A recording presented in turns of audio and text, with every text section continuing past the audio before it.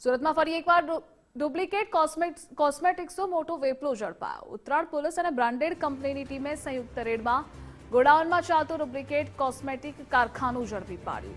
મુખ્ય આરોપી સાગર ગજેરા છેલ્લા 6 મહિનાથી નકલી રોઝમેરી વોટર, હેર સિરમ અને અન્ય પ્રોડક્ટ્સ બનાવી વેચતો હતો। રેડમાં 15.42 લાખનો મુદ્દામાલ, ખાલી બોટલ્સ, લેબલ્સ, કેમિકલ્સ અને તૈયાર પ્રોડક્ટ્સ ઝડપાયા હતા। સંવાદદાતા રાકેશ જોડાયેલા છે। રાકેશ, અપડેટ જણાવશો।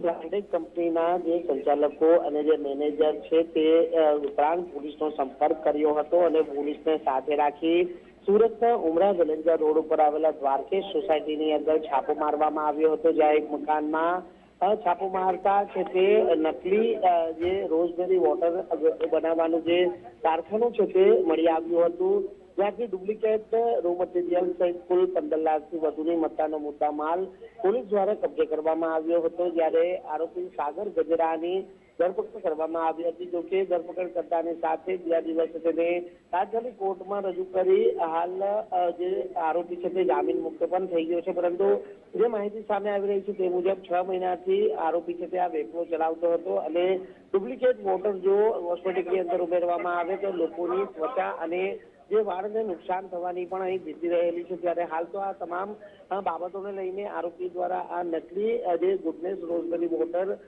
છેલ્લા કેટલા સમયથી બનાવવામાં આવી રહ્યું હતું અને ક્યાં ક્યાં વેચાણ કરવામાં આવતું હતું તે દિશામાં પોલીસે આગળની વધુ તપાસ હાથ ધરી છે। જી રાકેશ, જોડાવા બદલ આભાર આપનો।